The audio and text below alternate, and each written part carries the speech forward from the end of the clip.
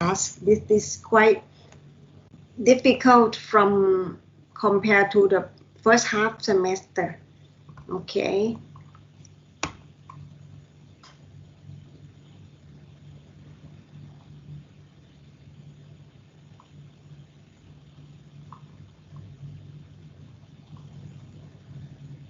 Okay.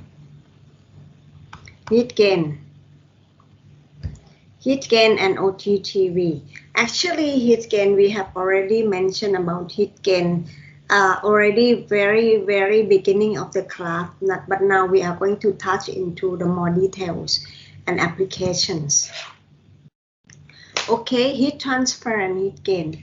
Actually, for a building, let me sketch so that you can follow me slowly. All right. If this is our building, all right, and we are in a room like this, and this is the building boundary. I draw the building boundary. Okay. So when we talk about heat gains in the building, there are two types of heat gain. One is the heat gain from external, means external outside the building boundary, which is the heat gain to the outside, okay? And second is internal heat gain, which is the heat gain within the building. All right, so now I'm going to talk about first external heat gain. Okay, so there are heat gain through conduction, convection, and radiations, like what we mentioned already earlier this semester. First is the heat gain through conduction. Is the heat gain through the temperature difference of the air. For example, we have 35 and 25. Of course, conductive heat transfer, if we blow up the wall, the heat will come through the difference of the air temperature. Second is this is normal, right? Like I said, according to second law of thermodynamics, the heat will travel from hot temperature to lower temperature, okay? And on the other hand, if this building is located in Germany, for example, the outdoor temperature is 10 degrees Celsius.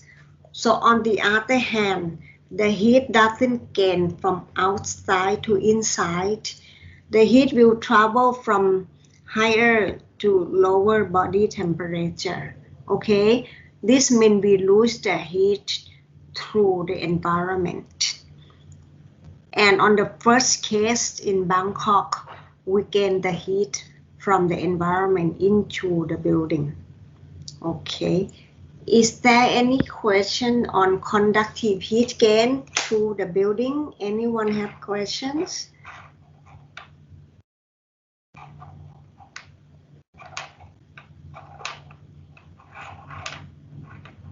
Okay, then we move to the second external heat gain through convection.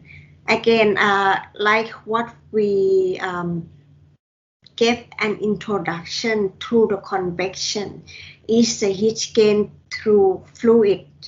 Okay, fluid means any fluid like air, water, or whatsoever is fluid. Okay, so but in the building, this is not under the water. So we have the air as the convective heat transfer. Okay, meaning that if the building is on the top of the mountain, you have the wind blow the building. This means you will lose too much heat to the environment. Okay, all right, or the heat will gain into more of your building. Okay, depending on the locations. Okay, so convective heat transfer is the heat gain or loss through the wind speed. Okay, and let me explain to you. Actually, in every skin, it has kind of very thin layer, thin boundary layer in all of the surface. Okay, for example, we have the building like this, and we have a thin, let me blow up. This is the wall surface. In all the surface, it has like very thin layer of air. This is the thin layer of air. It's like the air layer. It acts like thermal insulations. Okay. If in the case with higher wind speed, the air layer will be thin.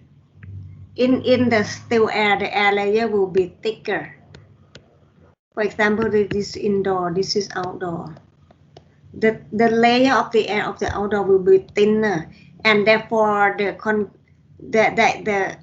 thermal resistance will be less because the air is thin, less insulation. Again, in a kind of airplane as well. For example, in airplane, when the air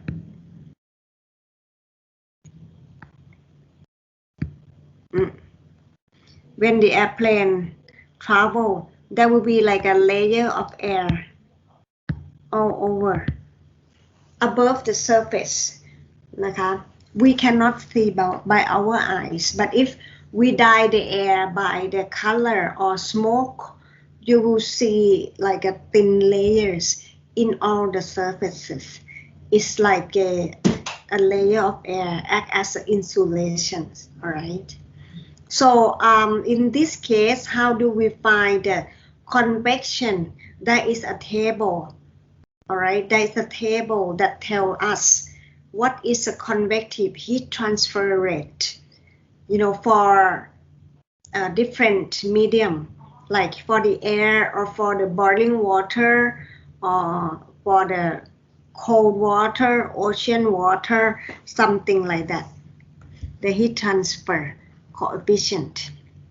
All right, so the order of magnitude is different. Okay, in the boiling water, the convective heat transfer is much higher in the regular water, in the regular like room temperature water. All right, for example, in the boiling water, like 100-degree water, like boiling, and you have the eggs, the convective heat transfer here is like 200 times more than the still water in the room air temperature. All right, for example, it's more 200 times, not Celsius. I mean, that's why when you want to cook something, you put the egg, for example, in the boiling water, and the heat transfer of boiling water can make the egg boil or cooked much faster than lower water temperature. Okay, if you put it in the oil, the convective heat transfer through the oil is much more than convective heat transfer in the water. That's why we use oil to cook rather than we use water to cook, for example. All right, because of the convective heat transfer rate is more. Now, next is the external heat gain through radiation. This one is related to the sun. All right. Radiative heat transfer is related to the sun. That one is the heat gain through radiation without touching, without blowing, but radiation. All right. Even the sun is much far away from to us, but we get the effective of radiation from the sun. All right. without touching, okay, because the sun temperature is very, very, very hot, and the body, the heat will gain from higher body temperature to lower body temperature, okay. But if we have the umbrella, you don't get the radiation from the sun. For example, if this one is the exposed building, you get the radiation from the sunlight, for example, 800 watt per square meter. But with the umbrella, over here you get 0 watt per square meter. You don't get the radiation if you have the umbrella, all right? No radiation. But of course, later on you feel hot because the umbrella absorbs the heat, and this one act like a radiation source. You get radiation re-radiate from your umbrella, not from the sun, all right? So that is the radiative heat transfer. And in tropical climate, radiation is very, very strong, and therefore we need to pay attention how are we going to reduce the heat gain through radiation,นะคะ. This is like strong, and I will tell you the order of magnitude. This is low if we compare to radiative heat transfer to the glass, okay, to the opaque wall. Heat transfer to conduction to the opaque wall also depends on the color of the wall, depends on the material of the wall, the mass of the wall. Okay, I will tell you later about the conductive heat transfer and building materials. And radiative heat transfer also depends on the property of the glass, of course, but the order of magnitude is the first priority,นะคะ, in our climate. We need to protect from radiation. And the fourth one for external heat gain is infiltration. Okay, so infiltration is like the leakage of the air from outside in through the leak through the doors, window, for example, or craftsmanship to the wall. You know, when you have the window, when you have poor window, it doesn't feel much, then the poor hot air from outside can come to inside, not only air temperature, but sometimes PM 2.5 as well. So if we cannot handle with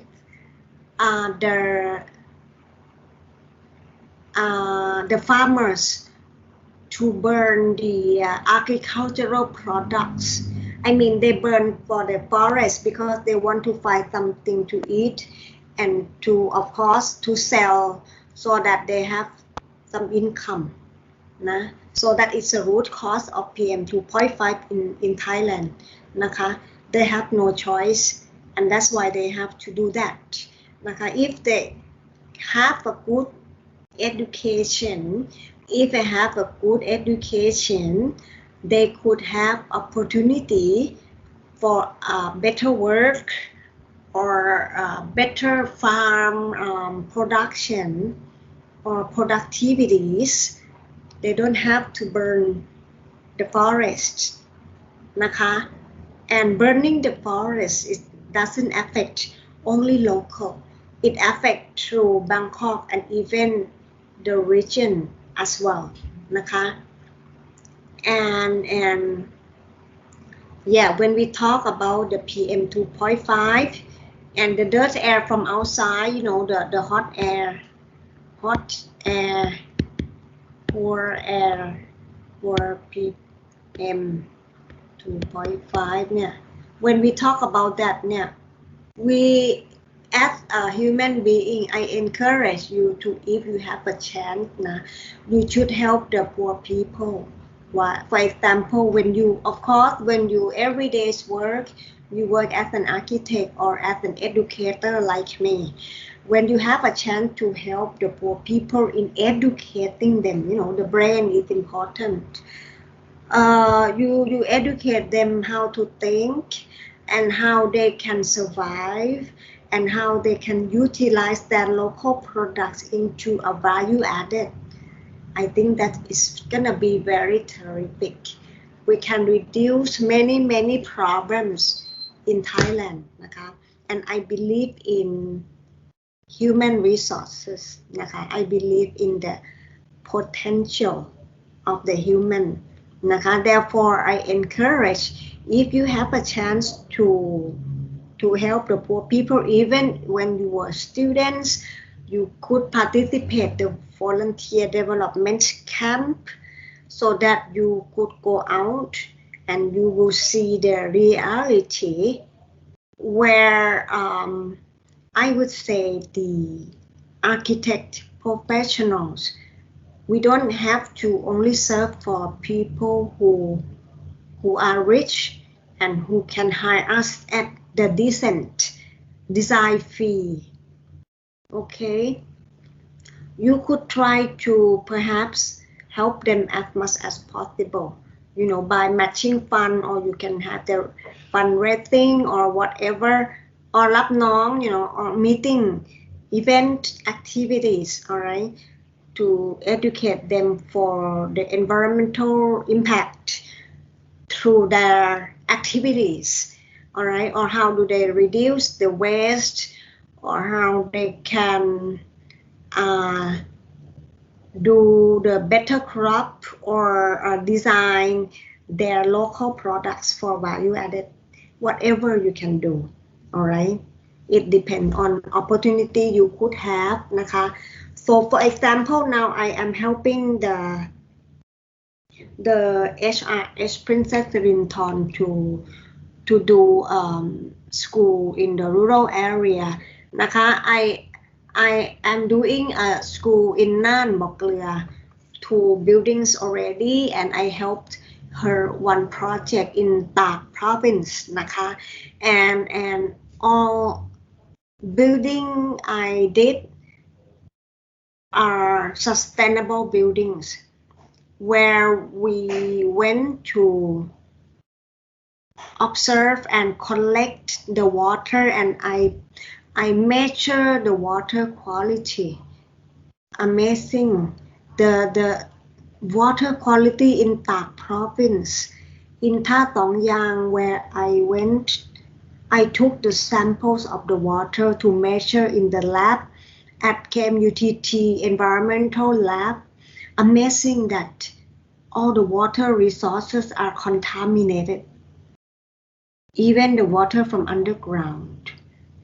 You know, I think from the surrounded manufacturer or village that they don't treat the water before they release into the ground, and the water into the ground seep into the underground to the river underground, and people get the water underground to consume, and that's why the people when they take a shower they are rash, you know, ผื่นแดง very bad for the health นะคะ and the canals, the creeks, not to mention all contaminated with the cadmium and some of the heavy metals, and yeah, and therefore I designed the building that can collect the rainwater.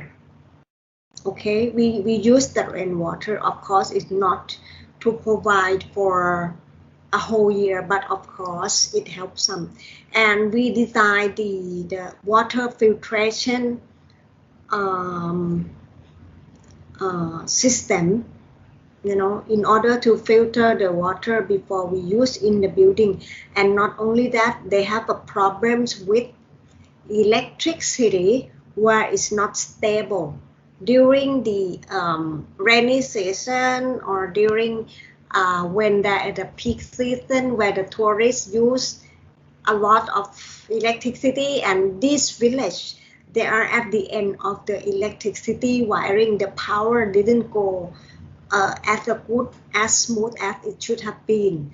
And therefore, I designed a solar cell integrated onto the building so that we can collect the solar cell, the energy into a battery, and when they are out of electricity, they cannot study.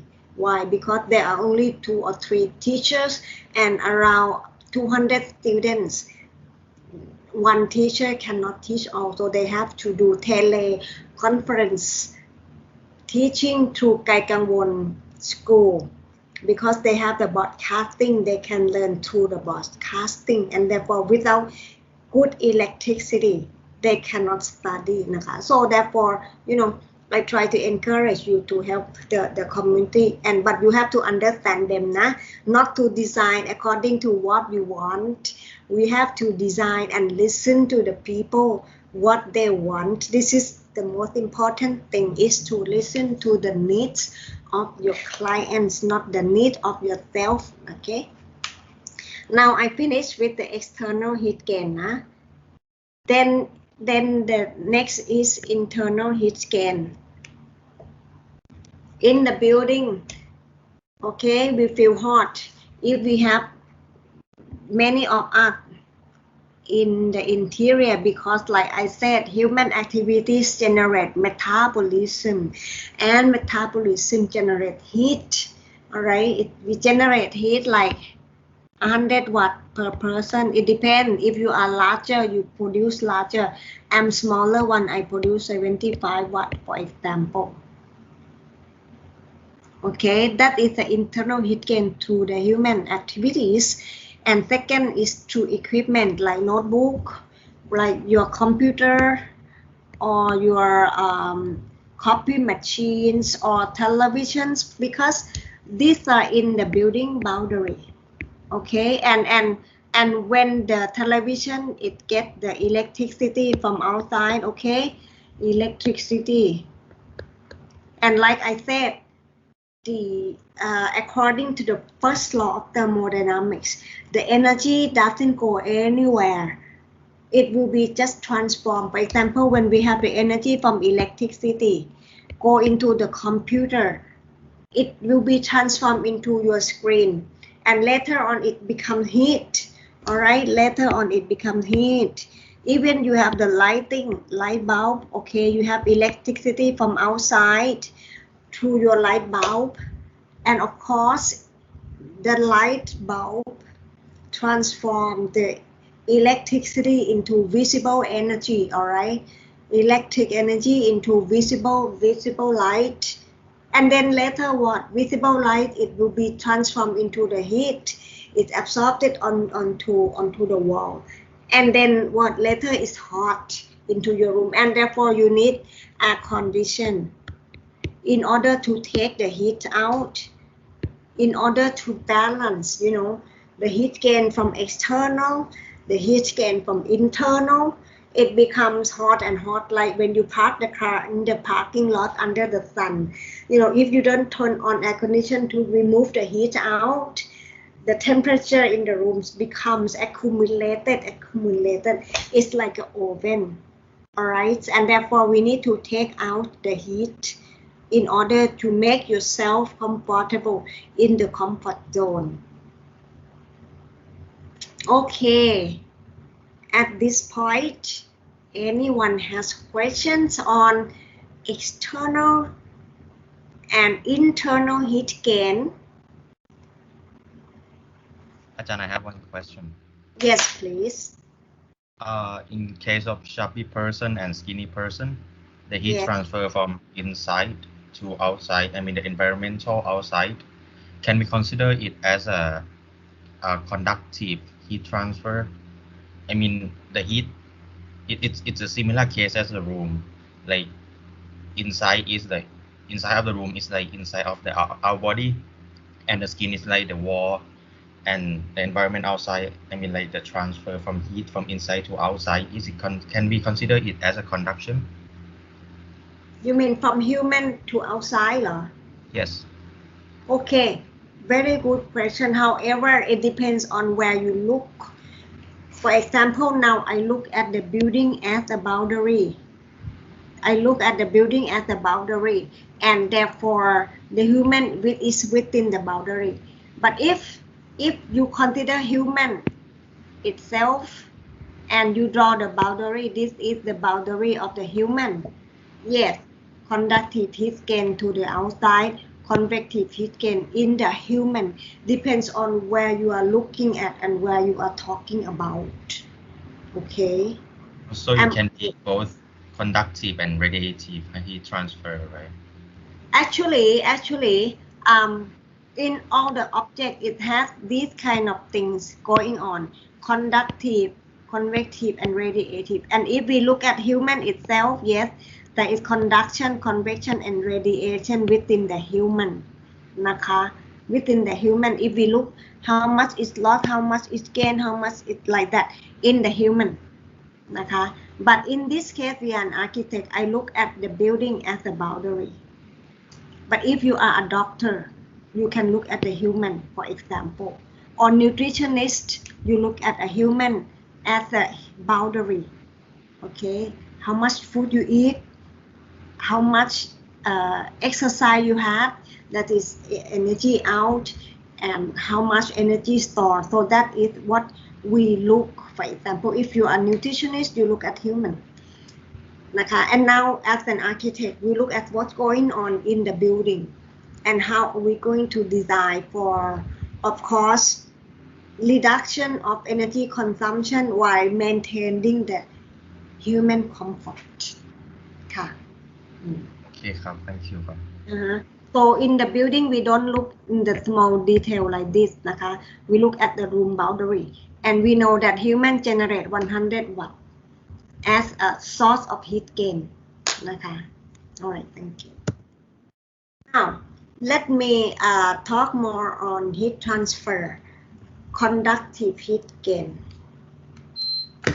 and thermal lag.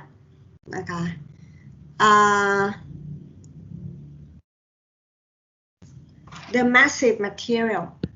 I'm going to talk about the massive material like stone or rammed earth or brick or concrete. That is the high thermal mass. Like a temple, for example,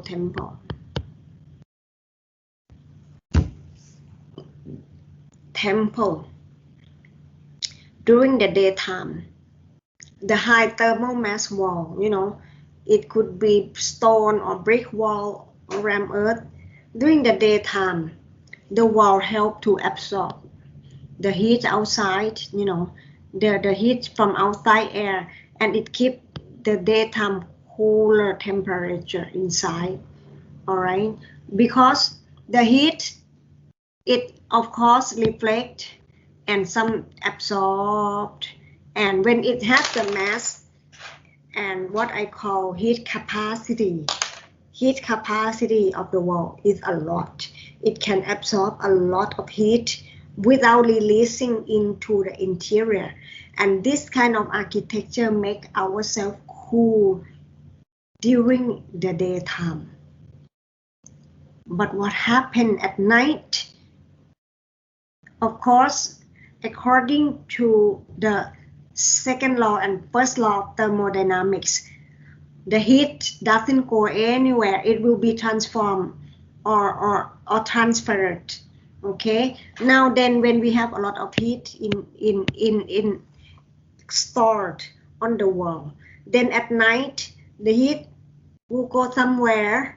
Of course, if the sky is low, like -5 degrees Celsius or 0 degrees Celsius, the sky is very cold during the nighttime. Of course, the heat will be radiated to the sky. Of course, because the sky is cool. But at night, if you stay in the room and if you turn on air condition, if you use it as a bedroom, it's not a good idea. If you use in the bedroom, the heat will be transferred into the room too, and it's gonna be warm. at night time.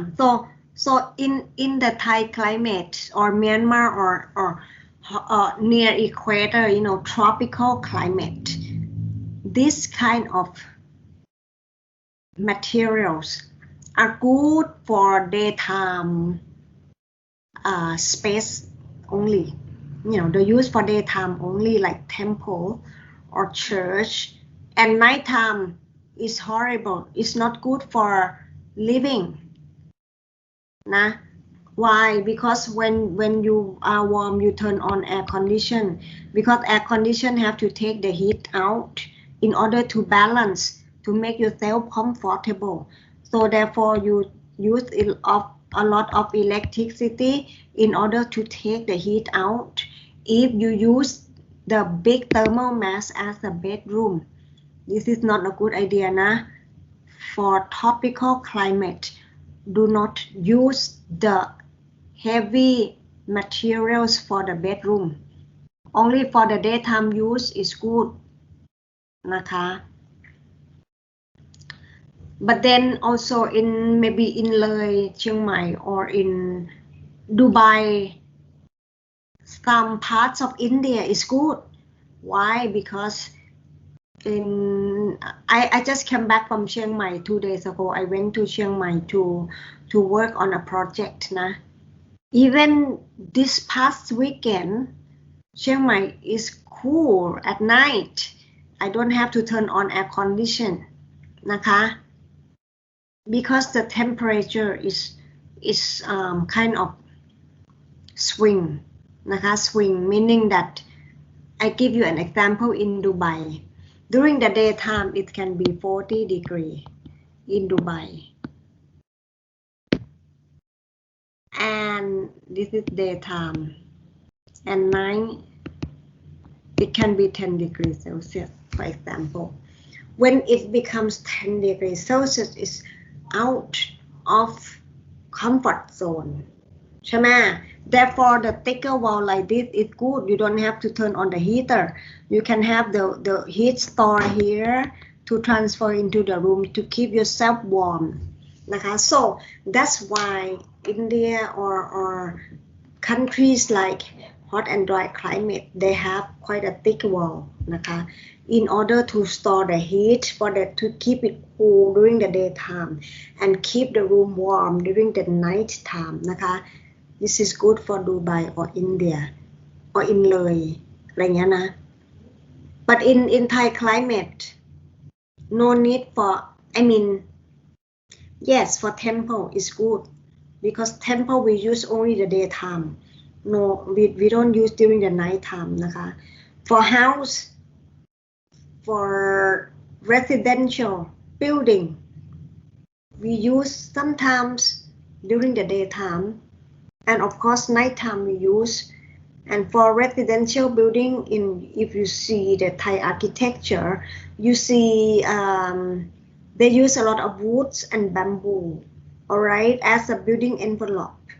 Because there is no need to store the heat during the day and night because light material like wood or bamboo is used for residential building in tropical climate because during the daytime they go out, they don't stay in the house นะคะ and we could have natural ventilation and we could have a long shading, okay, long shading device to protect from radiation นะคะ and with the light material the heat come and the heat gone by the wind อะไรอย่างเงี้ยนะคะ so therefore in tropical climate, ventilation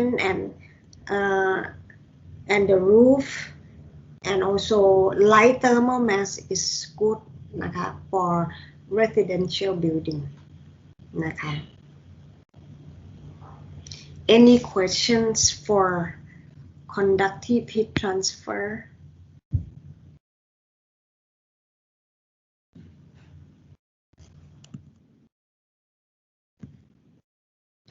Okay, actually today I wanted to talk to you about the wall section material where the section that I'm showing you here is light material นะคะ it's not wood but it's light นะคะ and it's sustainable. We don't have to use brick or light concrete block, and then we use cement to plaster to make it neat, and if it's not neat, do it again. So that requires a lot of craftsmanship and a kind of wet process in the wall section. These days we have prefabrication materials or modular materials where you can use นะคะ it's much faster and less mistake can be made for this kind of light wall material systems นะคะ For example external finishing นะคะ if this is external finishing and we have to finish support. For example, we have kind of structure inside. For example, this is a structure, steel structure, and this is steel structure. For example, นะคะ for beam, and this is เหล็กรูปตัว I like iron beam, no iron column and iron beam, and floor we can have like, you know, like steel structure and smart board. For example, it's lighter, we can reduce the cement process. Like I said, cement is not very sustainable materials. Cement, we have to use bomb to explode the mountain, or like limestone, to get the limestone and then have to crush it and burn it in the oven and crush it again. Oh my God, it's a lot of process. We call it a lot of embodied energy to produce the materials.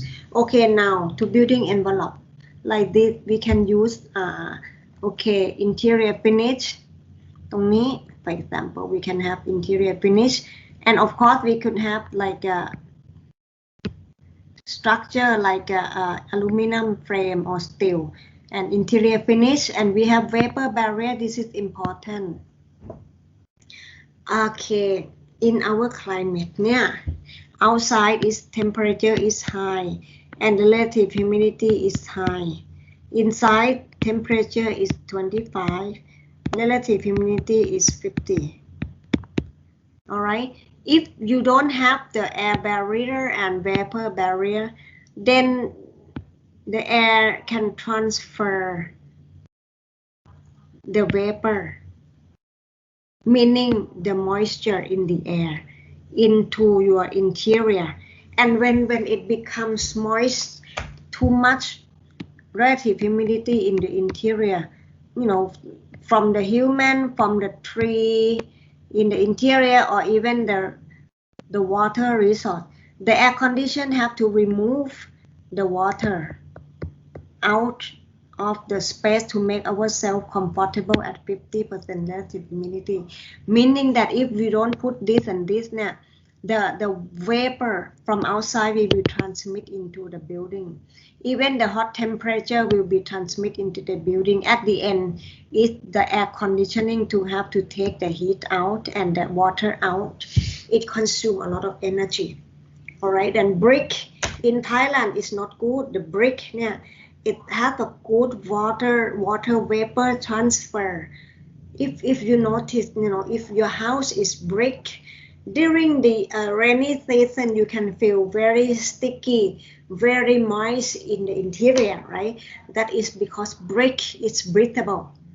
Brick can let the water transfer into the interior, and that causes more energy consumption compared to the building that you prepare for vapor and air barrier. Sometimes one barrier can do both air and vapor together, okay? And then when you need a vapor barrier here, you need to have a thermal insulation. This is vapor barrier and this is thermal insulation. You need to cover the beam as well, okay? Thermal insulation, and then you have the finishing for the exterior like this,นะคะ, like a smart board or aluminum cladding or gypsum board that is waterproof for the exterior. So that it means you have kind of very tight building envelope, okay, and well insulated building.นะคะ, this one can be made much faster and much neat. You don't have to put any tile or plaster on the outer wall too,นะคะ. It's quite sustainable and much faster. And of course, when we look, you have to look the optimized size potential. For example, the school in Nan that I did, I used this type of wall material. Why? Because the transportation to the mountain is very expensive, nah? and the cost of building material in Nan or Tak on the mountain is expensive because they have to transport, you know, the brick onto the truck, and the truck drives 2-3 hours to the mountain, and that is more like 3 times than regular that we can buy on the land. Therefore, it doesn't make sense we use that kind of material on the mountain. We can think about prefabrication technique or light material. So that's why I said we have to look at where is the site, and we select the right material and construction method, nah? And provide something that less environmental impact materials and less water vapor transfer, okay? And glazing material, we think about life cycle cost. I don't use bamboo. I know it is quite a nice and sustainable material, but in Nan where I did, it rains like 8 months. It rains a lot in Nan really, and it's quite very humid, moisture, and in that location, only 7 days, nah, with bamboo, it will get fungus,นะคะ, or เชื้อรา, you know, fungus, mold and fungus, and when the fungus and mold deposit on your interior surface, and when you breathe, can you imagine? It's not good for your health,นะคะ. And therefore, when you select material, make sure that you understand about the climate,นะคะ. And the school asked me not to use the bamboo or wood, please, because they have to change material again and again. It's troublesome to them, and they asked even me to use the stainless steel door for the classroom. Yeah, we did, because why? The wood or the regular plywood doesn't help much,นะคะ. It's gonna absorb the moisture and fungus, and it destroy material easily. And you know, the school children, they play a lot, and it had to be very durable material and fire safety. And the building I did, I used the steel doors,นะคะ. I did school for many school already, and I see the problems,นะคะ. I see the problem with the school. Even then we make the color like a wooden style color for the steel,นะคะ, to make a nice smooth but very durable,นะคะ. Fire safety, building integrated photovoltaic, yes. Sometimes building envelope can be designed as a photovoltaic. Integrated design, acoustic design, yes. For the classrooms or residential, I design dormitory. I have the acoustic panels on the ceiling, because when the children they sleep and they are on the bed, they talk a lot in the dormitory, and so we have the acoustic ceiling to absorb the sound. But for the classroom, we can have for the vertical to absorb the sound from vertical. All right. If you notice SOAD in the classroom, you see that we put acoustic panel on the wall and on the ceiling as well. Naka. This one is to be able to absorb the sound from vertical, naka, and from reflecting. Naka. This is important, yeah, for space that we have a lot of people. We have to think of the acoustic material. All right, so this I think you can read on your own, naka, for some other. But the most important is comfort and humid and good thermal performance. Put insulation to minimize, the heat from the sun, and it will store. And then we have the insulation in order to prevent, and perhaps aluminum foil to reflect the heat out and not to store on the wall, because there is no mass. The heat doesn't store, it reflects and it doesn't store. Then it keeps the interior cool, all right, during day and night time. Okay, and somehow we could do the simulation in the building and to enhance the good indoor environmental quality. Okay. Any question on building envelope? So, like I said, the building material, we need to think of something durability.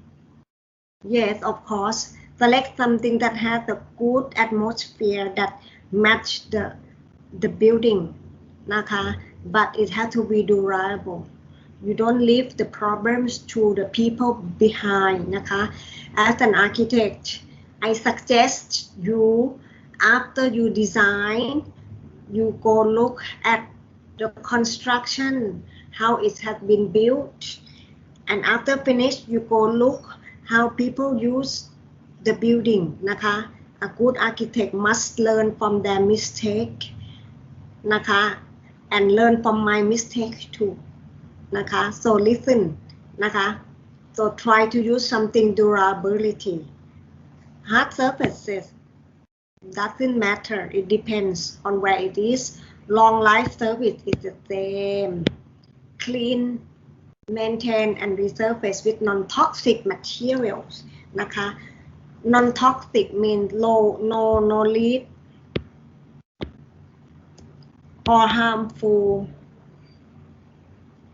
chemical. No lead, for example, some of the poor paint, the ingredient has lead is not good, or some like non-human friendly chemical, we don't use it. Okay, so think about that.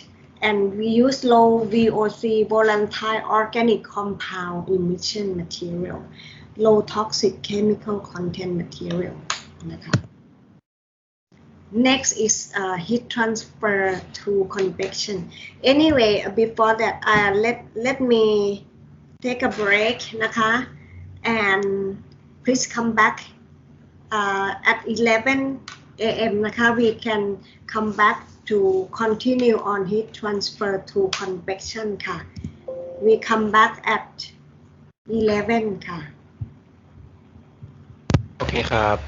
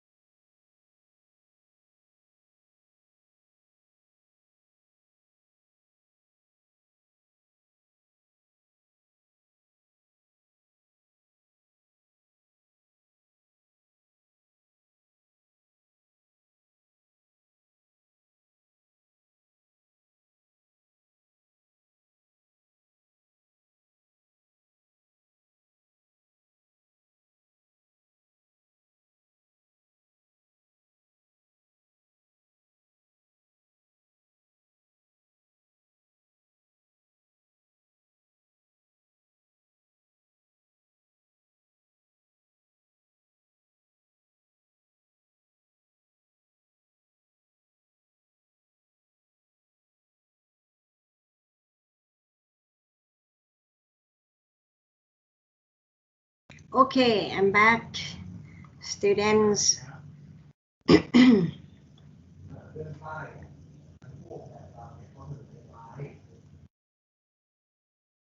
Let me share my screen. Okay.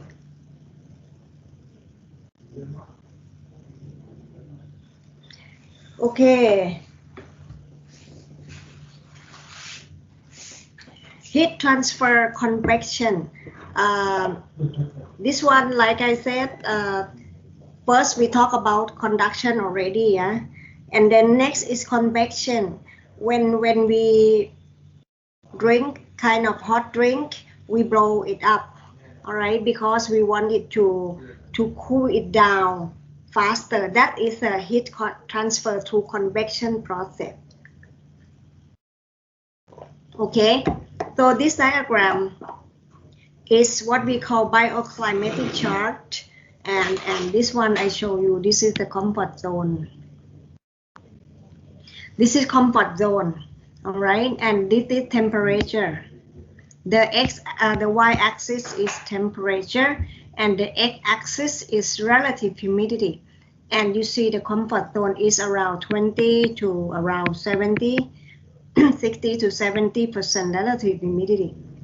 And of course, when it's too hot, we need a shade, all right. And when it's like this, when it's hot, and if the relative humidity is okay, we need a wind speed in order to shift the comfort zone to higher.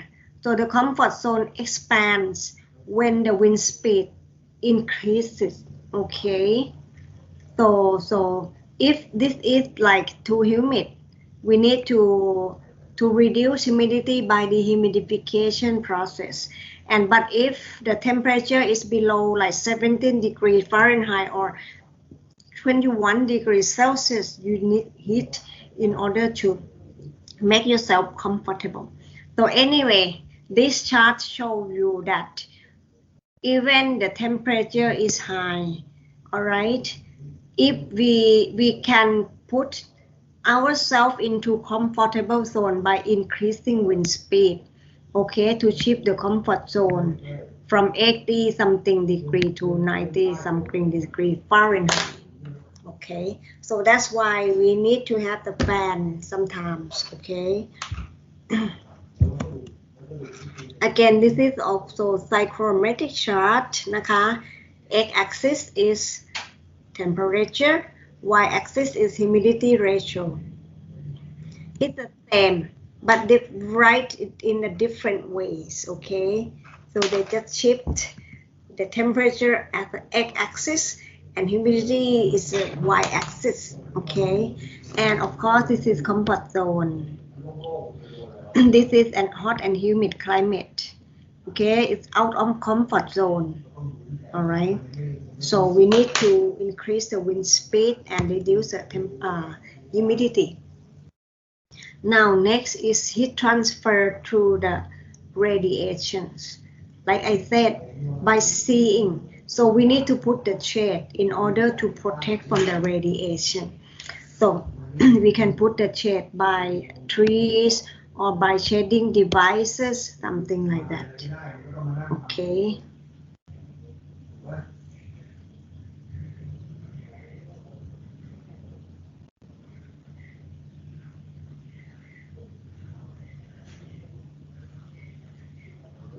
And I'm gonna tell you about later about the effect of color on the temperature of the surface. All right. So by preventing heat transfer by radiation, either we put the shade or we put the trees in order to block the radiation. Now, so this is the climate factors in house design. Like I said, I would like to touch a little bit on the passive design. Okay, in hot and humid climate, humidity has significance. Okay, so therefore we try to make ourselves comfortable by make the cross ventilation, because we know that the wind comes through the south or southwest during the most of the time, except in Thailand through north and northeast during the winter time because the wind comes from China. Okay, and therefore we should have what we call cross ventilation to let the wind pass through the building and have less opening on the east and west like I said already. All right, so again, this is the passive design strategies. The first is site planning, building orientation, shape or proportion that I already mentioned to you, planning or zone organization, to have the laundry or drying area exposed to the sun and have like storage or stairways, kitchen, toilet, something like that on the east and west where it can be as a buffer zone to be the hygiene and to protect the heat gain. All right, and then thermal resistance through the use of materials. Okay, to use the good thermal resistance material. Okay, and some, if a room we need to store the heat, like during the daytime we need a good thermal capacity, okay, to store the heat.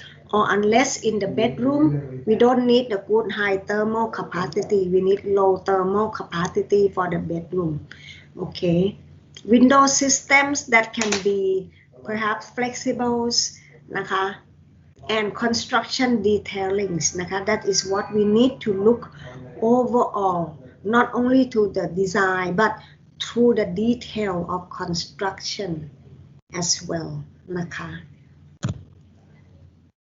Roof insulation is one of the most important design decisions for energy efficient building. Like I said, in Thailand climate, when you explore the Andrew Marsh website, you will see that most of the time the sun falls on our head or on the roof,นะคะ, because the angle of the sun is high,นะคะ, the altitude is high compared to the countries like Finland or Scandinavia. And therefore roof is important, okay, the most solar radiation. And therefore, if you have a house, if you are designing a house, most of the heat gain comes through the roof. Therefore, you need to design the roof that is very, very energy efficient,นะคะ, or double roof. But if you are designing a two-story house, you need to think about building envelope, the building facade as well. But if you are doing like a high story of the flat or high-rise building, the high-rise building, therefore the heat will gain through building envelope more than on the roof because the roof proportion is much smaller compared to the building envelope. All right, and therefore, so in your case, you should, in our climate, first pay attention to the roof. Second is to the building facade shading systems. All right, like that. So this is the skylight,นะคะ. The skylight, in my opinion, technique useful. This one we call it skylight. Well, it can kind of taper shape. In our case, perhaps we could have maybe skylight like somehow double. This is solid. Somehow it could reflect here and there, come into the room, for example. All right, so you don't have the direct sun,นะคะ. This one is help to redirect the light so that you then don't get too sharp surface, too sharp contrast between window, very bright window and dark wall. Because when we look now, this is very bright. Yeah, it's very bright. This is very dark. Therefore, you need maybe the lighting to kind of balance the light or taper like this to balance the light out to make it gradient,นะคะ, or have it like indirect light to prevent the heat. This is another technique for the passive design, like house orientation. Try to do east and west นะคะ and do the zone design like this นะคะ I already mentioned to you.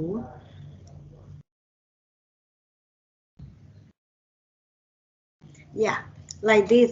The way we do the shading, we should block the good summer sun not to have the radiation coming in. But in the winter, when the sun is low angle, you can let some sun coming in a little bit นะคะ so that we can feel more comfortable. Insulations. Like I said, the roof is important. Therefore, you should put insulation, the perfect one. If you don't have any ventilation, the perfect location for the roof insulation is here on the roof. If you don't have any ventilation, okay, if no vent, you put here on the roof so that it can prevent not to have collect the heat in the attic area. Okay, if in case of no vent. But in case of ventilation, in case of if you have ventilation, you could put the insulation here on the ceiling so that it can vent out. Okay, you can put like that. So the insulation for the roof นะคะ so it can be the glass fiber, it can be polystyrene, polyurethane foam, or vermiculite and perlite fill. And the more important is you should add like what I would call aluminum foil in order to reflect the heat out, like layer, like for example, if you have the glass fiber here, or the layer here, you should have a reflective material or aluminum in order to reflect the radiation. And this one, it reduces the conduction and convection. Yeah.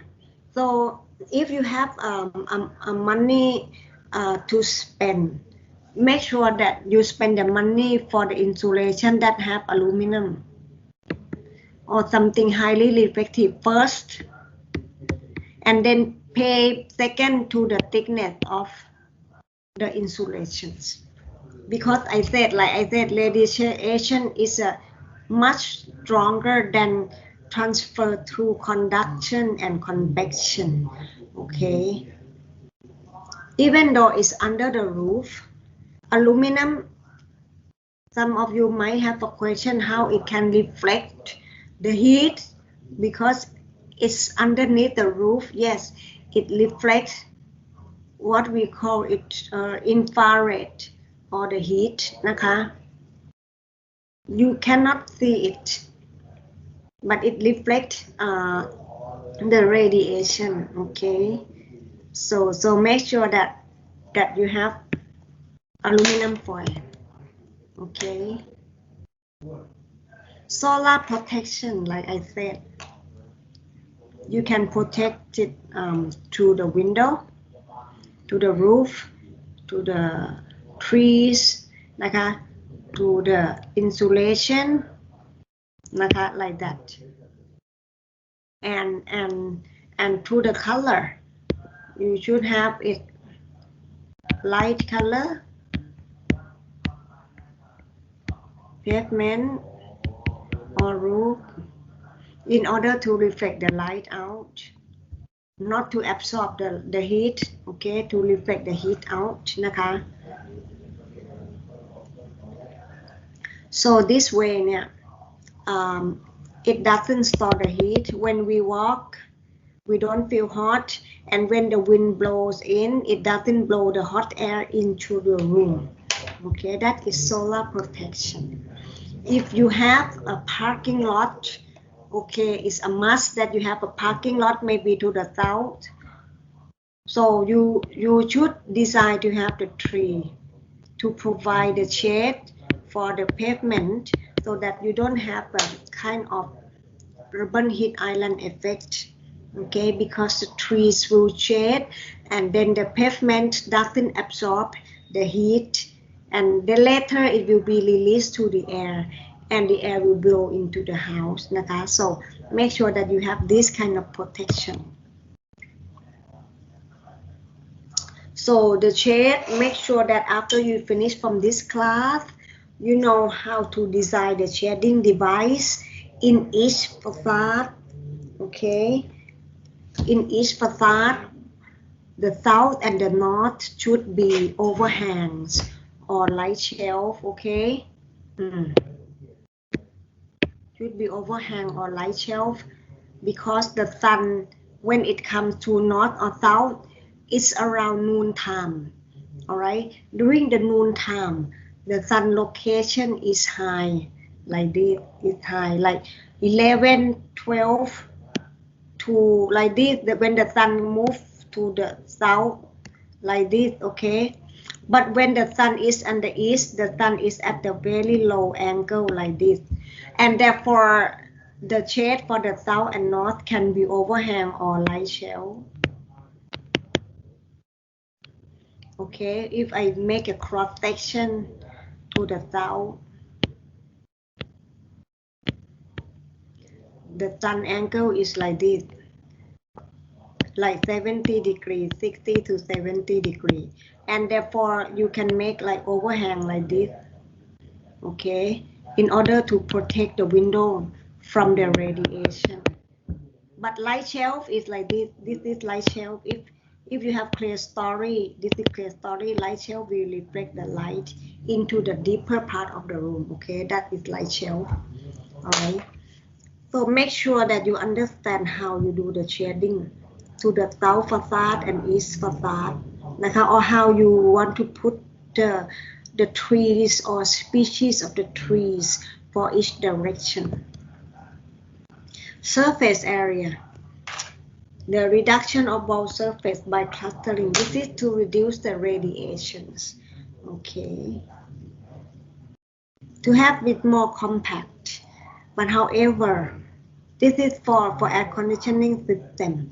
But of course, it's to reduce the area that can be exposed to the sun. But if you have a loose plan, of course you have more area, but you need to have long roof in order to protect the building envelope from radiations. Okay. So window. How do you select the window? We already teach you in the class last lecture that when we want to have window, we want to design something to prevent heat transfer. Okay, not to prevent the visual.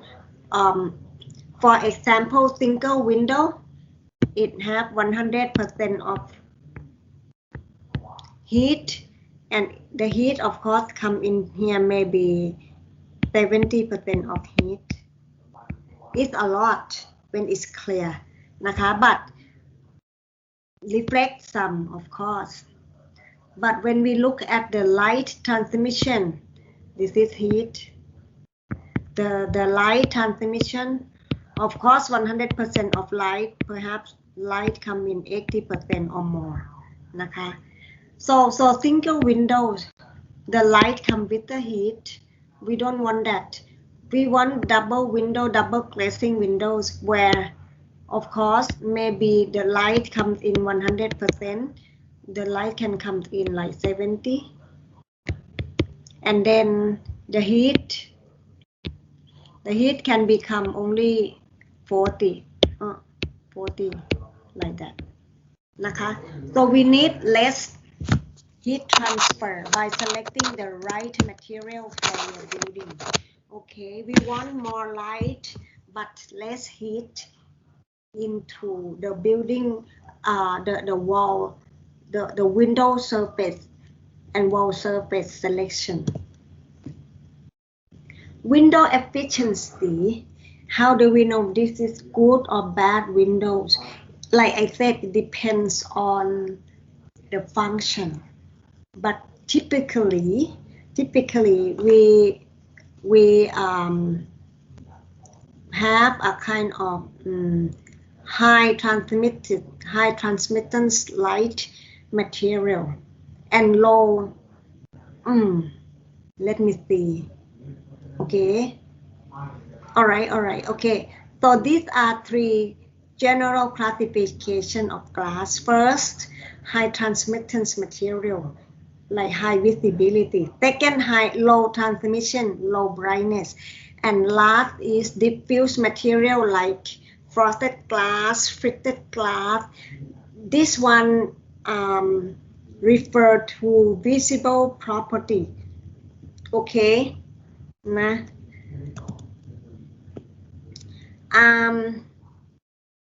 For lighting itself, like I said, we could have the shading device protection, but we need some light also to be reflected onto the ceiling, onto the deeper part of the room. So we should have kind of lighted color for the floor and for the shelf in order to redirect light so that we can use the interior without turning on artificial light at all. However, the ceiling should be lighter color. The ceiling, when it's bright, it will help to reflect the light. The black absorbs the light and it doesn't reflect. That is the property. Like this, I mentioned to you. This is transmittance. Okay. Not the reflectance. Okay, anyone have questions on this picture?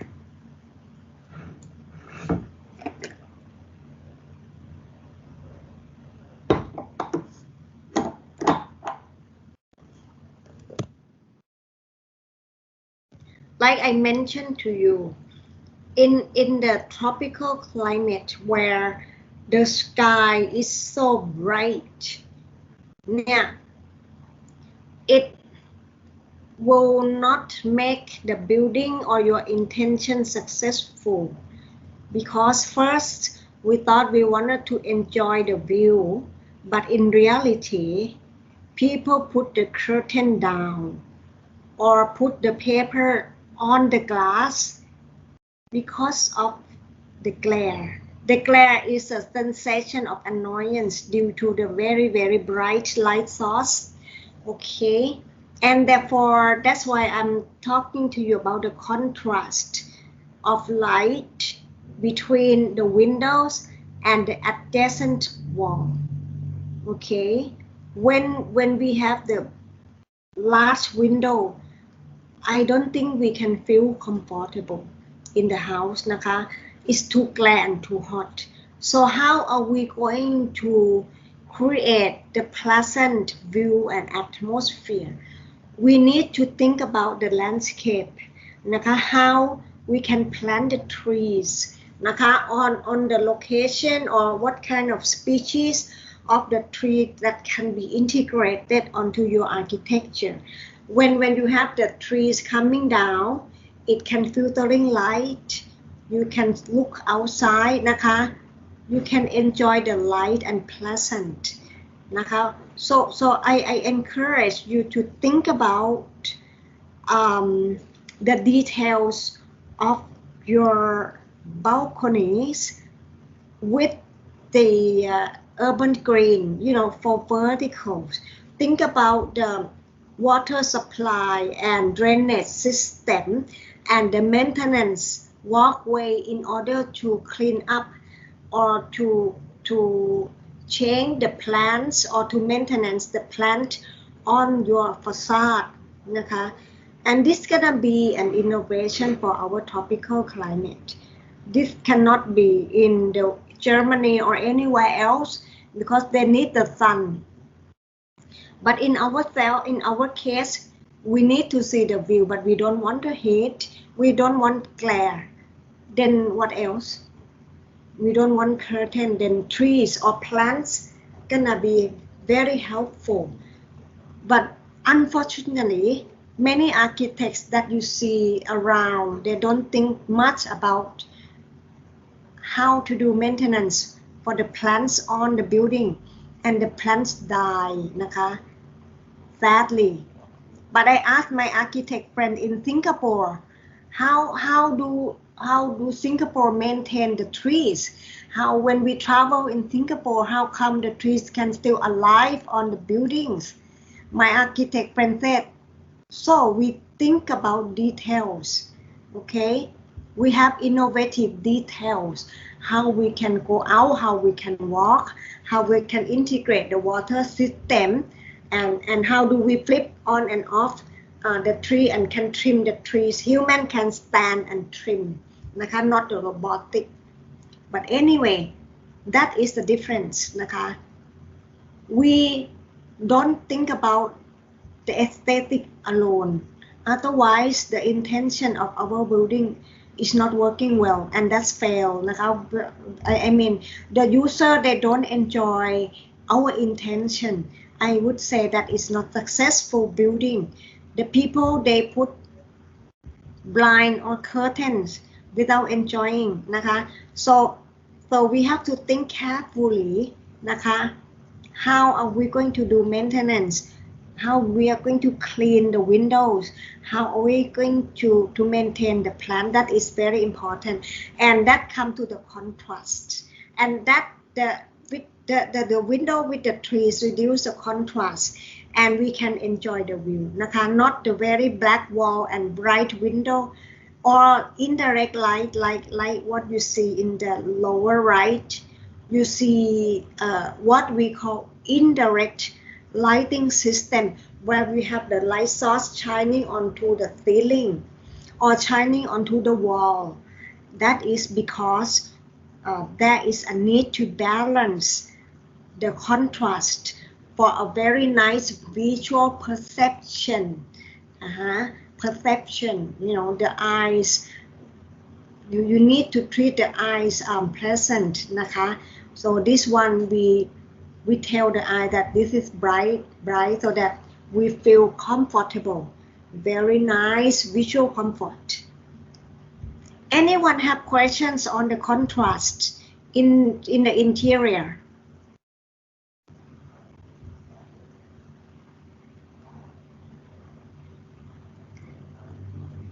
I would like to encourage the architectural students to think more on the interior, because people, they spend more time in the interior, not outside and look at the building. Wow, cool building. No, people spend more time in the interior space, and you should look at how people look and use in the space, how space help people make better feeling and better atmosphere, okay? And many times the architect fail to think about visual perception in the interior.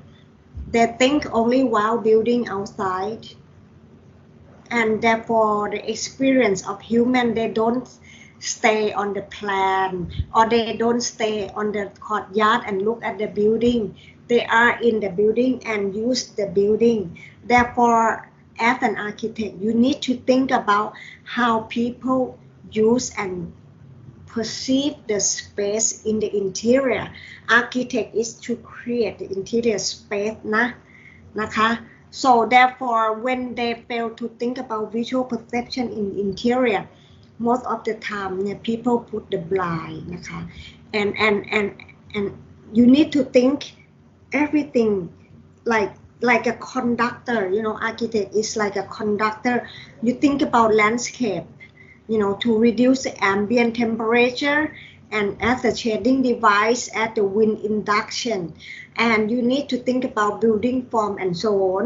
And not enough, you need to think what if you are in the interior and look out, how you want people to see and perceive the space,นะคะ so you can give the direction to landscape designers, and you can give the direction of your design to the interior designers as the intention into the design,นะคะ so as an architect, you don't you have to pay attention in all experience นะคะ so otherwise you have no job นะคะ because interior does landscape does as an architect you have to combine everything all together this is important any questions ไม่มีนะ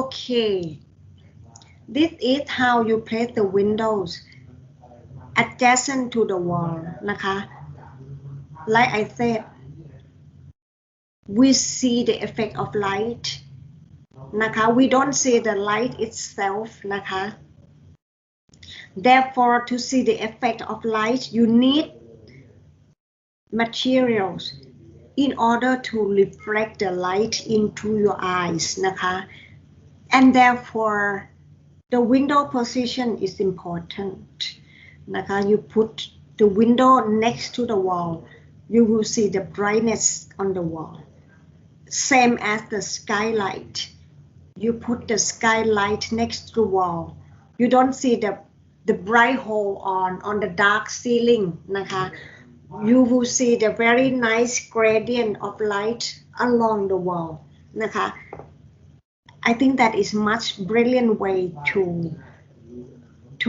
make an opening นะคะ with very effective very little area of the roof or the window but it's very effective ways นะคะ and it reduce the high contrast between window and adjacent wall นะคะ so therefore you need to think about where could be the position of your windows and skylight นะคะ in order to create a very nice space and meaningful space นะคะ where you want to accent you put the window where you want to accent you put the skylight for example not just to open anywhere for example you need to create the dark light experience นะคะ not light everywhere นะคะ otherwise it's like a music when you turn on the music you don't turn on loud or excited music for the whole music นะคะ you need kind of introduction more like entering space and then you have quite a exciting and open into very nice space and at the end you slow down and dim for example so as an architect you are like a poetry you like a musician all right you conduct the space you conduct the experience นะคะ so therefore think about introduction transitional space and the most important space นะคะ and a kind of supporting space you don't have to have exciting everywhere it's gonna be boring and too much นะคะ because perception of the people we perceive and we can remember something that distinctive นะคะ like a music you can listen and you can memorize the most important part of that music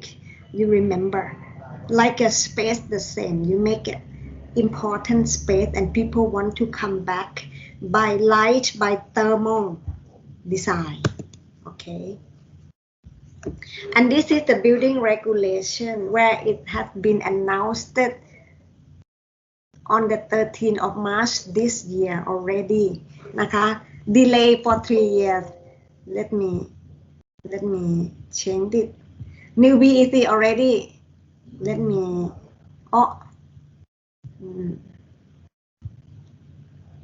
2021 already นะคะ already 2021 sorry 2021 March 13 already นะคะ already เนี่ย and sorry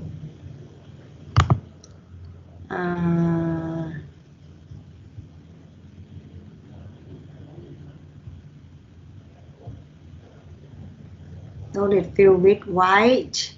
Okay. I put it here. Okay. New BEC already come out. 13 March of this year. Congratulations. So we have a more stronger BEC นะคะ or what we call building energy code นะคะ it came out just the past weekend already. Actually they have been announced since last year, but this past weekend everyone must design the building to pass this number นะคะ Okay, let me explain what is it นะคะ This is the new building energy code or BEC, and there is a web-based design tool where you can go use the tool on the website. The government prepared that, and you can put your building information on the website, and it will help to calculate what is RTT, VODT, and LPD in your building. Okay, so let me grab my pen. Okay, so actually the new building code, it depends on the building type. There are 3 building types. Okay, type A, B, and C. Okay, whether type A, if you are design office or educational space or school, is fall on category type A. This is type A. Type B, whether if you are designing a commercial or public buildings. Commercials like what? Like shopping malls, okay, something like that. Public buildings นะคะ sports buildings, those building falls on category type B นะคะ where you have to follow this number type B, and type C is for 24-hour usage, which is hotel, healthcare, hospitals, apartment. That is 24 hours.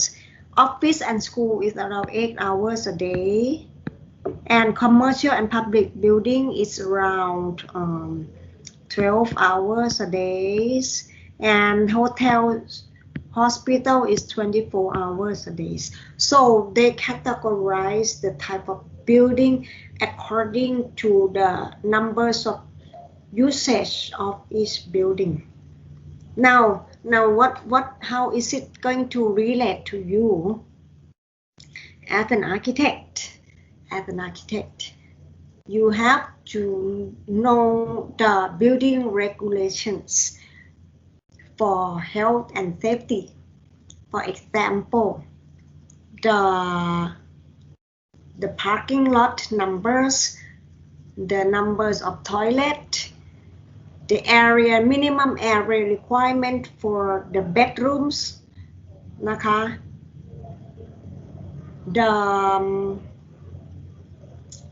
the building height, the setback, okay, the location of the opening of the site from junction, and also, for example, the BEC, the new building energy code, you have to design the building and make a simulations and make sure that the overall thermal transfer from outside, external heat gain to internal heat gain must be lower than indicated in the new building energy code. Okay, and that is architect's responsibility. Any questions so far? Anyone? No ครับ Yes. Yes. Any questions? No ครับ Oh, No question. I said, okay, no questions. All right, so now let me explain RTTV. RTV stands for Roof Thermal Transfer Value. What does it mean? For example, if this is your building and this is your roof, this is your roof, this is your wall, this is your wall. So roof is RTTV. Is thermal transfer value. What does it mean? It means total external heat gain from outside. External, if no matter how much watt per square meter, you know, the radiative plus convective plus conductive. For example, it hits at 1,000 watt per square meter. What the Thailand building code allows to come into the building is only 10 watt per square meter. Okay, 100 times. Okay, so make sure that the building material for the roof is excellent. Okay, so 10 watt per square meter is for office and school. But if you are designing a house, or not the house not included, because the house is less than 2,000 square meters. So if you are building an apartment, okay, an apartment, the roof thermal transfer value for your apartment is type C, must be less than 6 watts per square meter, not 10, 6 for apartment. Okay, so I will tell you how are you going to select materials to achieve lower thermal transfer value. Okay, in order to know how to do this, you need to understand about building materials, okay, and how to calculate the transfer from outside to inside,นะคะ, because this is a must for you in order to design the building that has the energy performance less than what indicated in the building energy code. Okay, yeah. So the new building energy code, normally, when you design a building, you have the heading, all right? You have the heading of the drawing, and the architect sign, you sign, and the engineer sign, and with the new BAC, the energy experts sign. But if you pass the test, you can be qualified to sign as an energy expert as well. Well, if you pass my class and you can able to use the if you are able to use the web-based tool, okay, and if you pass the test from the Ministry of Energy, you are qualified to sign that too. Okay, what does it mean? It means you give the value added to yourself as an architect to be able to sign this. Otherwise, you have to hire some other people to sign it. It costs a lot. So make sure that you pay attention to my class. Therefore, you pass the test, you can sign this one without hiring anybody. That is the money. You save a lot of money to hire that. So just pay attention and make sure you understand this. It's very easy. Just pay attention. Okay. Any questions on RTTV? No. Very easy, and when you get out, when you go out to take the examination, 5-year program, and then you are eligible to take the examination to get the license. There will be questions like this as well. Okay, so in the examination, make sure that you know what's going on. Okay. Next is I wanted to talk about OTTV. What does it mean? Overall thermal transfer value to the building envelope, to the wall facade นั่นเอง north east south and west average all together. Okay, RTTV stand for roof นะ OTTV is overall, doesn't include the roof นะ overall is north east and west facade. Okay, so for the facade they allow for office and the school they allow 50.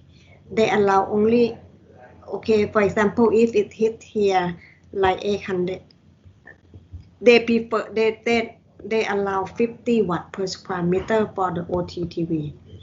Why? Because wall is not that important as the roof. Therefore, the building regulation is very strong on the roof. You see, they changed the roof RTTV, but they didn't change OTTV. Okay, because roof is very significant นะคะ in our climate. For the building that use 24 hours, they allow only 30 watt per square meter of external gain to transfer into the building. Only 30 นะ but office 50 because this is 24 hours. So have to be very strong regulations for 24 hours usage building นะคะ but for office, for education, 8 hours of use, 50 watt per square meter is okay, good enough นะคะ but if you are going to design the green building, I would say, oh, this one you should make it to 30, okay, easily. I will teach you how you select the material and how you can do the simulation. Okay, so that is for our class. So next is this and this นะคะ This is the lighting power density, LPD. This is gonna be for next environmental technology class on lighting. Okay, so how are we going to utilize natural light without turning on artificial light, or use light that is less than what indicated on the building energy code นะคะ and AC is for engineering part, and renewable energy, they said if we have PV or solar cell integrated, they will consider that to deduct, the whole building energy for our design.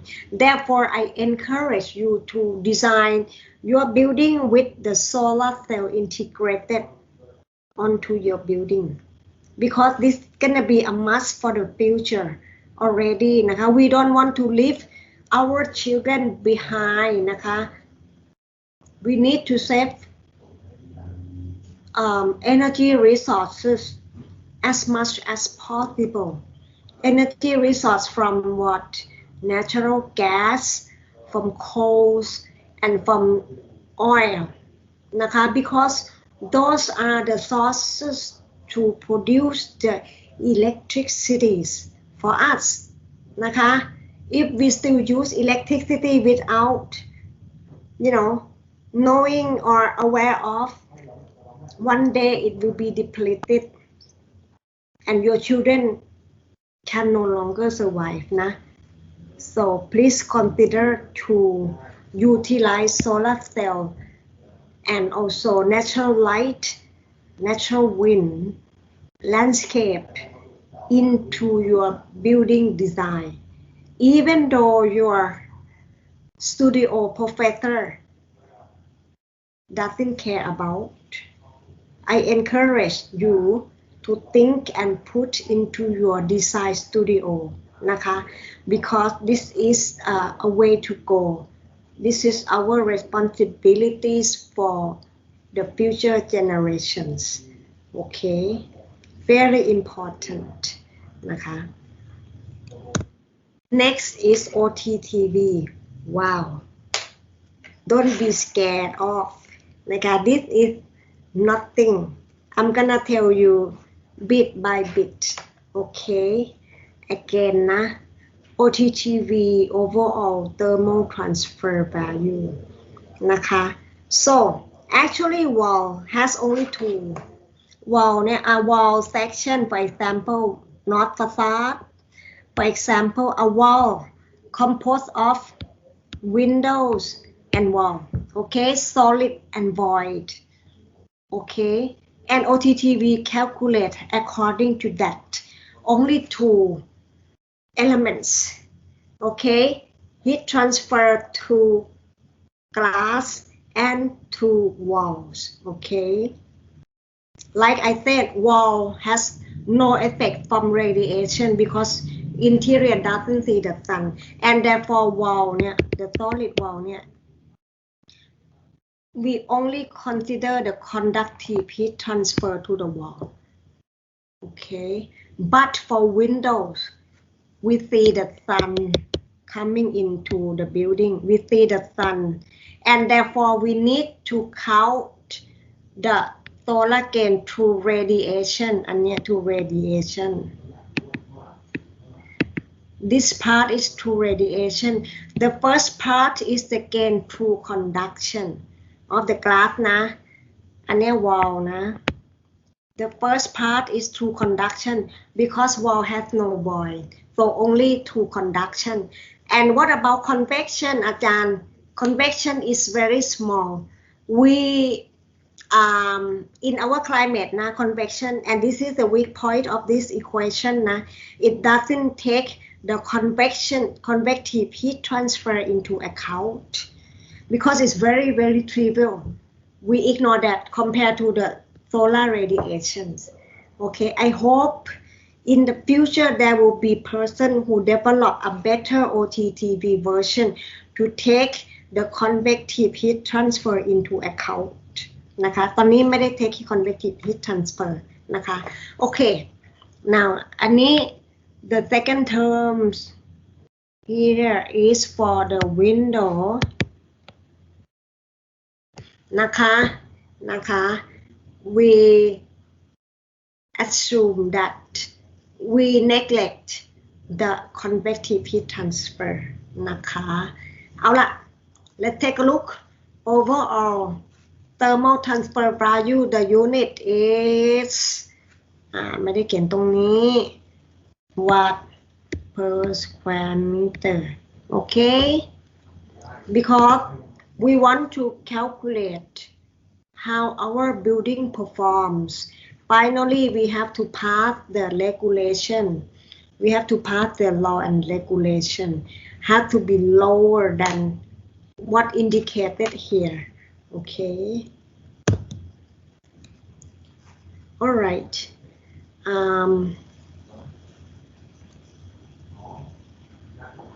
the first term which is wall okay very simple you have learned already in your high school นะคะ this equation but this is the application from your high school physics class นะคะ okay Q OTTV of Q heat transfer เนี่ย equal to อันเนี้ย U times area this one we assume that the area is 1 square meter นะคะ and delta T นั่นเอง this is delta T TDEQ is delta T or the temperature difference นั่นเอง very simple like you remind of your knowledge learned from high school right this is the heat conductive heat gain to the wall very easy Q equals to U A delta T A area in this case is 1 per square meter okay that's why we have this equation okay U what is U U is U of W is thermal transfer of the opaque wall Watt per square meter Kelvin. How do you get this number? Okay, you will get from the table. I will teach you how to get the U value of the wall. Okay. Now, when we look, we want the OTTV as low as possible, right? And therefore, we want the U as low as possible. If the U is low, OTTV is low as well. Everybody look, right? We want U as low as possible to make OTTV low. Okay. When OTTV low, and then what? When the OTTV low means low heat gain, low external heat gain in the building, meaning that you can use air condition to take the heat out much lower. You have less heat gain, then the air conditioning size is low. You know, less energy consumption for air condition to take the heat out. Okay, that's why we need as low OTTV as possible. You see, the regulation changed from 15 to 10, from 12 to 8, from 10 to 6 for roof. And in the 5 years, they might change it to lower, because we hope that the material can be invented to have a very good performance material,นะคะ, so that we can make it lower OTTV. All right. So that is a wall,นะคะ. Very simple. OTTV is the heat gain to the wall plus heat gain to the window. Heat gain to the wall from conduction plus heat gain to the window through conduction, and heat gain to the window through radiation. So these three terms, add them up to the total OTTV. Okay, so I am telling you the first term, how to get the heat gain from the wall. This is U delta T, and from the window U delta T as well for the conduction. And in this case,นะคะ, delta T we assume to be 5 degrees. This is the equation used for our research, for our law and regulation. The delta T in this case assumed to be 5. U of F is fenestration or U of glass นั่นเอง okay. And WWR, what is WWR? Is area, okay. WWR is window to wall ratio. Window to wall ratio, what does it mean? If I have the window, if I have the window 0.1 square meter, and if I have wall 0.9 square meter, so this add them up into 1 square meter, okay. So meaning that WWR is window to wall ratio. So window to wall ratio. So this one is this is window to wall ratio. Window. Sorry. Yeah. Okay. This is window to wall ratio is 0.1. Okay. This is 0.1. 0.1 for example. Okay. So 1 minus 0.1 equals to 0.9. This is the area of the wall นั่นเอง okay. So U area delta T, U times area times delta T, this is the wall. And this is conductive heat transfer to the window. U of the glass delta T is 5. Window to wall ratio is 0.1. You can do that, for example. Plus, this is radiation. Okay, this is the radiative heat transfer. We can get this differently through different facade. Okay, radiative heat transfer. We have to correct this according to different facade. I will tell you later. HC, what is it? It's called shading coefficient. You can ask from glass manufacturer. the lower the SC, the lower the OTTV. Okay. So the SC is shedding coefficient is a property of the glass นะคะ how much it let the radiation transfers into the building is the coefficient. The number is from 0 to 1. Okay, the number 1 is means it allows 100% of the solar radiation coming in, not good. So we have to select very low SC value like 0.2, 0.3, something like that. And times this is radiation, and times the area of window to wall ratio, which is 0.1. All right, so this is the composition of the OTTV in the structure of OTTV. Okay, so we have wall, we have window, that's all. So the heat gain from wall only through conduction. Heat gain from window we have from conduction and from radiation. Okay, from conduction we use UA delta T. Conduction we use UA delta T, and from radiation we use radiationคูณ SC times area. That's all. Any questions on OTTV?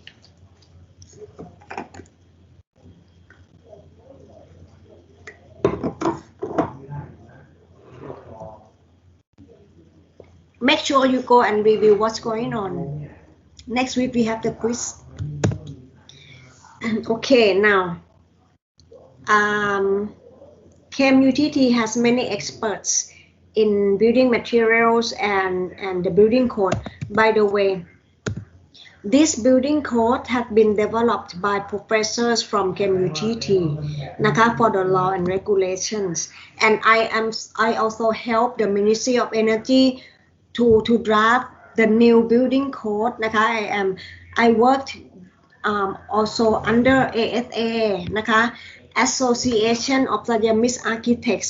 I represented Association of Siamese Architects to help the Ministry of Energy to develop the new energy building code นะคะ New building energy code. I was one of the team นะคะ so I know that is the potential to lower this in the next 5 years นะคะ but the original equation this from our KMUTT professors นะคะ they are excellent นะคะ we are very proud of them, and now they also have done a kind of construction material property. They did the test นะคะ at the laboratory to find the property on the thermal resistance and thermal conductivities for different materials นะคะ so actually it comes up with the whole table.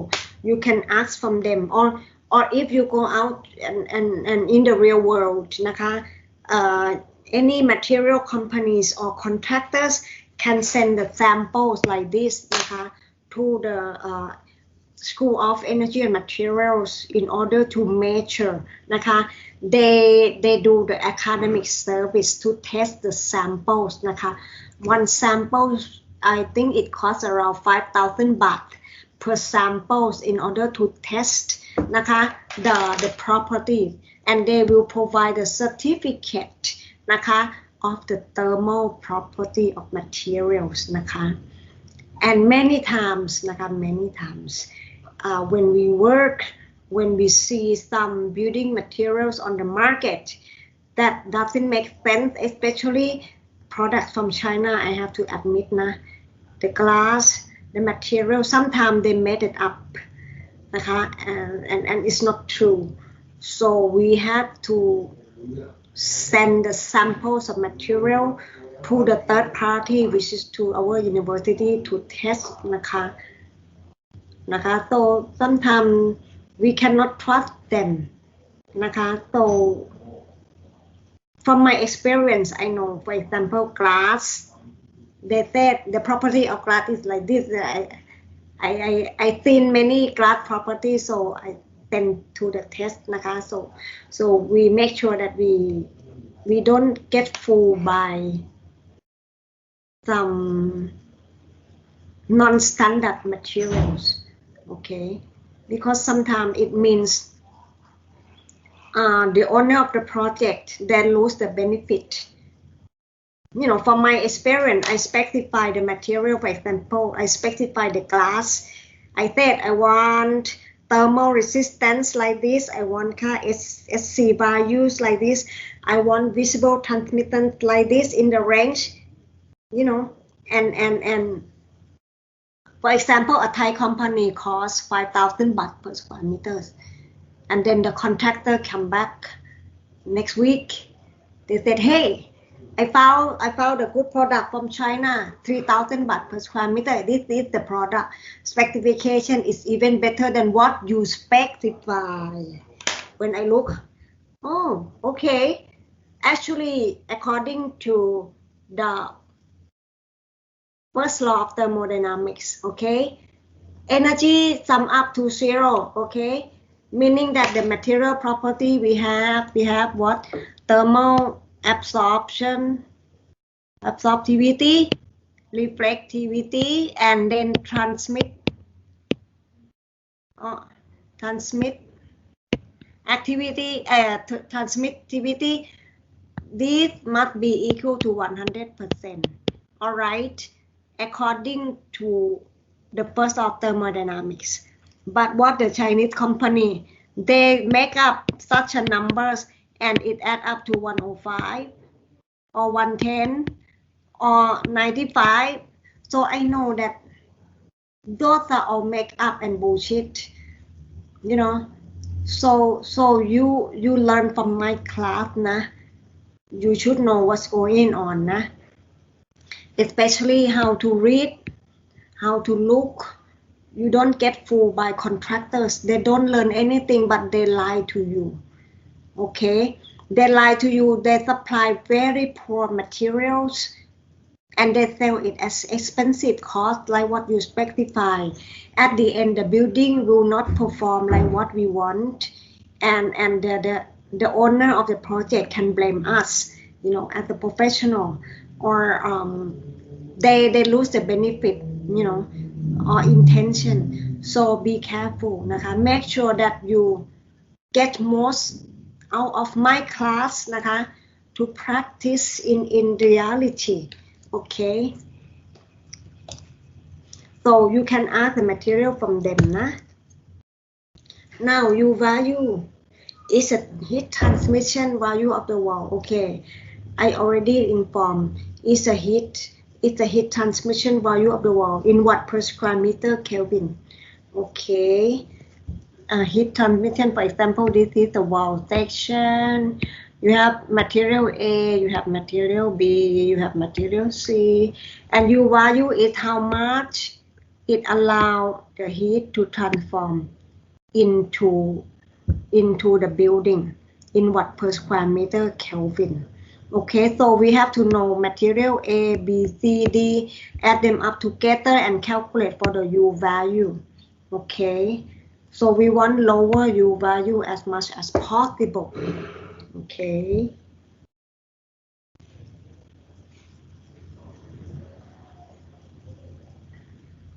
Okay, so this is overall thermal transmission. U overall thermal transmission. Okay. But there is another word which is called thermal resistance, which is R. This is U. Okay.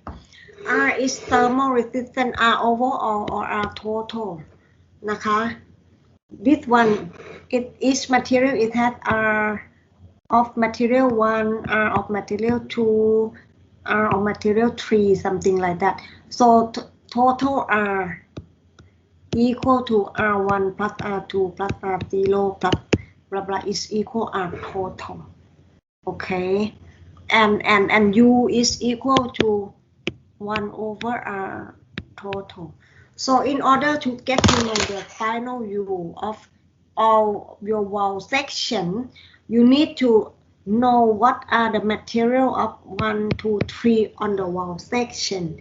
In order to do that, you need to find the thickness of material 1, conductivity of material one and resistance of material one, you know, and then you do that. You add them up together to get the R total. Okay. For example, R1, material one equals to thickness X divide times conductivity นะคะทำ conductivity K นะคะ so you will get the R นะคะ okay I will let you know later on okay the higher the thermal resistance the lower the U value like I said if the R is more the U is less okay we need to find the good thermal resistance for lower the U value as much as possible. Now, for example, this is K conductivity นะคะ this is density นะคะ this is thermal capacity this is thickness delta X is thickness okay and yeah when we look at the insulation materials we will see some properties in common like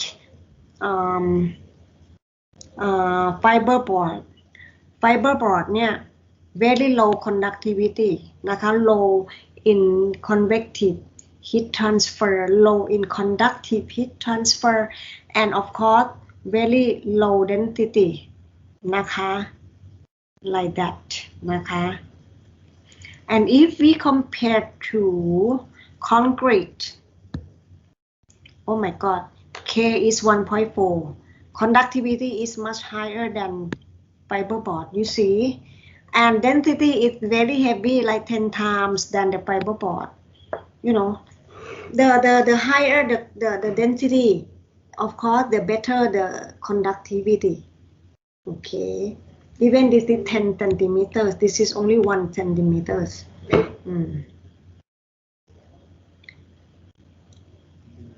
concrete is very heavy and that's why I encourage not to use on the wall you see it has a high thermal mass it collect the heat and it also conduct the heat but if we look at the wood the wood that we use very low conductivity it doesn't conduct the heat when you put the wood on as a terrace you can walk on the barefoot right but if you put stone or as a terrace like in templesเนี่ย you use the stone and the stone is a good conductivity and high thermal mass is store the heat you cannot walk barefoot on the stone because it collect the heat you see how we want to use the material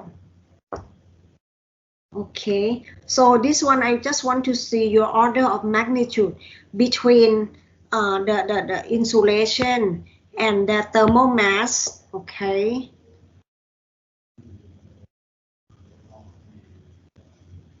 so in order to sometimes of course we cannot avoid the concrete for example flat slab for the roofนะคะ but wall we can avoid we can use gypsum instead you see gypsum instead is very lightนะคะand it's much lighter than concrete and less cement no cement gypsum is used gypsum environmental friendly much more than the concrete itself นะคะแล้วก็ low conductivity you see it's like wood you see it's like wood very low conductivity นะคะ and density is almost the same a little bit heavier นะคะ so therefore perhaps for housing we can try to use lighter material and more sustainable like wood or gypsum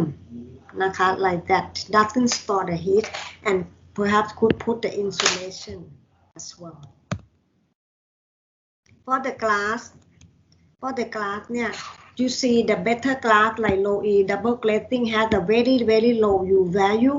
For the single glazing, higher U value. You see 4 times, 5 times. See. This is how you can see. Okay, SSGC. SC is shading coefficient นะคะ is similar as SSGC, but it means solar heat gain coefficient divided by 0.87 นะคะ it become SC value นะคะ ประมาณนั้น okay so let's see the better one, you know, the one with green tinted, it has the good solar control, and even the U value is the same. And if you have money, if the same U value, next is you select the lowest SC value. Okay.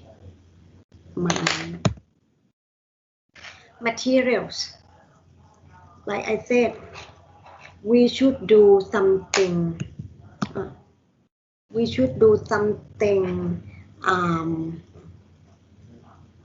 Medium to light materials for light mass, you know, for our cases. Okay. So this one is considered light, light. ตรงเนี้ย light เนี่ย suitable for evening and night time ตรงเนี้ย เนี่ย plywood, wood, gypsum, hardboard, cement sheet. This one is light for evening use. For unsuitable for evening is high thermal mass like this, you know, like this. High thermal mass เนี่ย no, unsuitable for evening. Only daytime is fine, like brick, concrete อย่างเงี้ยนะ so for day and night is considered to use medium mass is fine นะคะ that is about materials. I think I run out of time. I will talk about this next week นะคะ and you pay attention, and my quiz gonna be like this นะคะ I would like to wrap up the class นิดนึง today. We talk about heat transfer, heat gain from externals, from internal sources นะคะ from external source come from convection, conduction, and radiation and infiltrations. All right, that is external heat gain.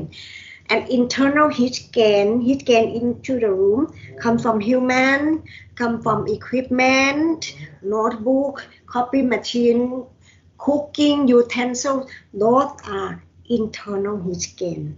Okay, and then I talk about building law and regulations. I talk about the what are the values for OTTV for our law and regulations. What is RTTV for our law and regulations?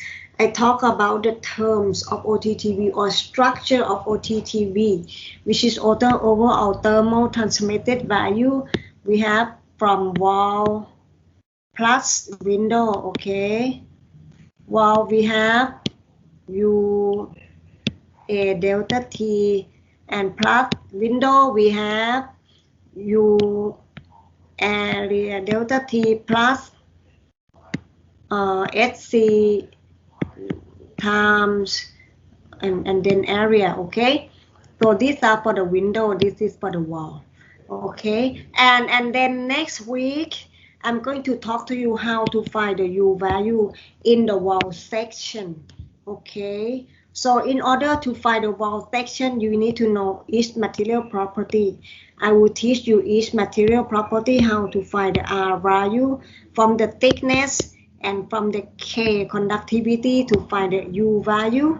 And then finally back from U value and SC value, how to find OTTV value and RTTV value. Okay, that's all for today, students. Is there any questions?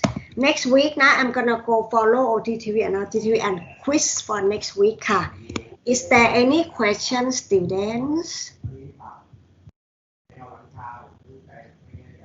No question ครับ ค่ะ I will put that my lecture onto I will put my lecture onto the Microsoft Teams นะคะ I will download again and if no question I will see you next week ค่ะ Thank you very much bye ค่ะ สวัสดีครับ สวัสดีค่ะ สวัสดีค่ะ จ้า ครับ